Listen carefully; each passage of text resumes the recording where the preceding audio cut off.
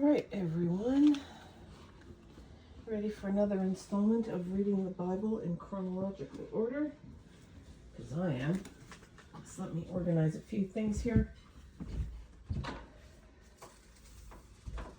Alrighty then. We are good to go, I think. We are reading in Leviticus for a few more days. And we are picking up where we left off last time. So we're going to start at Leviticus chapter 24. And we're going to read chapters 24 and 25. And then we have one more day in Leviticus. And then we're done with that and we'll move on to Numbers. We are reading from the Good News translation. So let's get to it.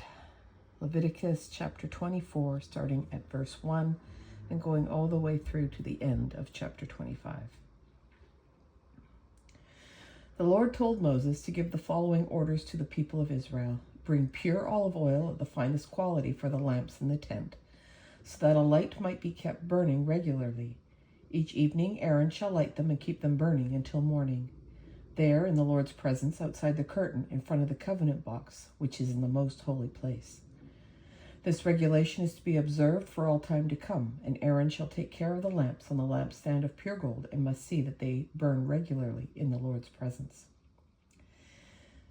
Take 24 pounds of flour and bake 12 loaves of bread. Put the loaves in 2 rows, 6 in each row, on the table covered with pure gold, which is in the Lord's presence.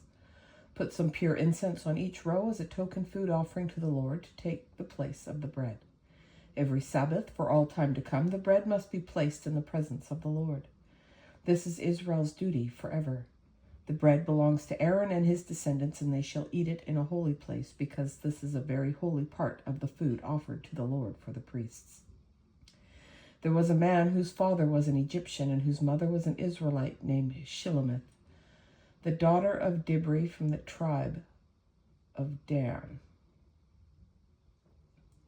There in the camp, this man quarreled with an Israelite. During the quarrel, he cursed the Lord, so they took him to Moses, put him under guard, and waited for the Lord to tell them what to do with him. The Lord said to Moses, "Take that man out of the camp. Everyone who heard him curse shall put his hands on the man's head to testify that he is guilty, and then the whole community shall stone him to death. Then tell the people of Israel that anyone who curses God must suffer the consequences and be put to death. Any Israelite or any foreigner living in Israel who curses the Lord shall be stoned to death by the whole community. Any who commit murder shall be put to death, and any who kill an animal belonging to someone else must replace it. The principle is a life for a life. If any of you injure another person, whatever you have done shall be done to you. If you break a bone, one of your bones shall be broken. If you put out an eye, one of your eyes shall be put out. If you knock out a tooth, one of your teeth shall be knocked out. Whatever injury you cause another person shall be done to you in return. Whoever kills an animal shall replace it, but whoever kills a human being shall be put to death. This law applies to all of you, to Israelites and to foreigners living among you, because I am the Lord your God." When Moses said this to the people of Israel, they took the man outside the camp and stoned him to death. In this way, the people of Israel did what the Lord had commanded Moses. The Lord spoke to Moses on Mount Sinai and commanded him to give the following regulations to the people of Israel. When you enter the land that the Lord is giving you, you shall honor the Lord by not cultivating the land every 7th year. You shall plant your fields, prune your vineyards, and gather your crops for 6 years. But the 7th year is to be a year of complete rest for the land, a year dedicated to the Lord. Do not plant your fields or prune your vineyards. Do not even harvest the grain that grows by itself without being planted. And do not gather the grapes from your unpruned vines. It is a year of complete rest for the land.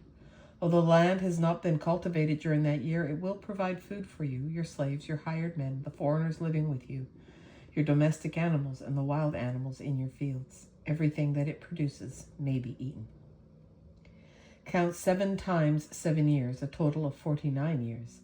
Then on the 10th day of the 7th month, the Day of Atonement, send someone to blow a trumpet throughout the whole land.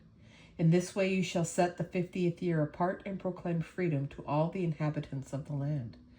During this year, all property that has been sold shall be restored to the original owner or to the descendants, and any who have been sold as slaves shall return to their families. You shall not plant your fields or harvest the grain that grows by itself or gather the grapes in your unpruned vineyards.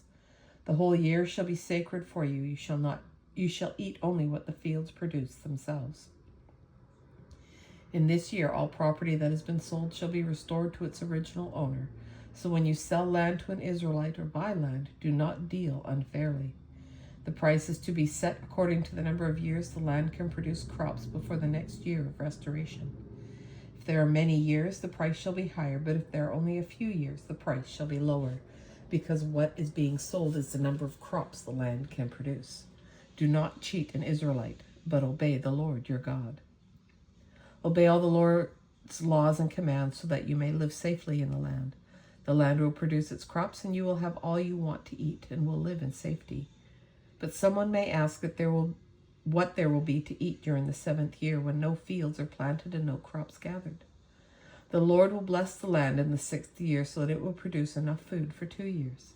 When you plant your fields in the 8th year, you will still be eating what you harvested during the 6th year, and you will have enough to eat until the crops you plant that year are harvested. Your land must not be sold on a permanent basis because you do not own it. It belongs to God, and you are like foreigners who are allowed to make use of it. When land is sold, the right of the original owner to buy it back must be recognized. If any of you Israelites become poor and are forced to sell your land, your closest relative is to buy it back. If you have no relative to buy it back, you may later become prosperous and have enough to buy it back yourself.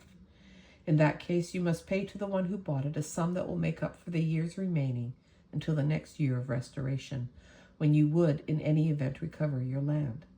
But if you do not have enough money to buy back the land, it remains under the control of the one who bought it until the next year of restoration. In that year, it will be returned to its original owner. If you sell a house in a walled city, you have the right to buy it back during the first full year from the date of sale. But if you do not buy it back within the year, you lose the right of repurchase, and the house becomes the permanent property of the purchasers and their descendants. It will not be returned in the year of restoration. But houses in unwalled villages are to be treated like fields. The original owner has the right to buy them back, and they are to be returned in the year of restoration. However, Levites have the right to buy back at any time their property in the cities assigned to them. If a house in one of these cities is sold by a Levite and is not bought back, it must be returned in the year of restoration, because the houses which the Levites own in their cities are their permanent property among the people of Israel. But the pasture land around the Levite cities shall never be sold. It is their property forever.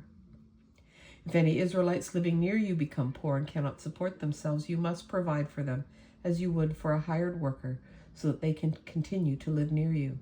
Do not charge Israelites any interest, but obey God and let them live near you. Do not make them pay interest on the money you lend them, and do not make a profit on the food you sell them. This is the command of the Lord your God, who brought you out of Egypt in order to give you the land of Canaan and to be your God. If any Israelites living near you become so poor that they sell themselves to you as a slave, you shall not make them do the work of a slave. They shall stay with you as hired workers and serve you until the next year of restoration. At that time they and their children shall leave you and return to their family, to the property of their ancestors. The people of Israel are the Lord's slaves, and he brought them out of Egypt. They must not be sold into slavery. Do not treat them harshly, but obey your God. If you need slaves, you may buy them from the nations around you. You may also buy the children of the foreigners who are living among you. Such children born in your land may become your property, and you may leave them as an inheritance to your children, whom they must serve as long as they live. But you must not treat any Israelites harshly. Suppose a foreigner living with you becomes rich, while some Israelites become poor and sell themselves as slaves to that foreigner or to a member of that foreigner's family. After they are sold, they still have the right to be bought back. A brother or an uncle or a cousin or another close relative may buy them back, or if they themselves earn enough, they may buy their own freedom. They must consult the one who bought them, and they must count the years from the time they sold themselves until the next year of restoration, and must set the price for their release on the basis of the wages paid hired workers. They must refund a part of the purchase price according to the number of years left, as if they had been hired on an annual basis. Their master must not treat them harshly, and if they are not set free in any of these ways, they and their children must be set free in the next year of restoration. Israelites cannot be permanent slaves because the people of Israel are the Lord's slaves. He brought them out of Egypt. He is the Lord, their God. And that is our reading for today, February 21st, 2026. Thanks for joining me and hanging with me. And I hope I'll see you again on the next one. Take care and bye for now.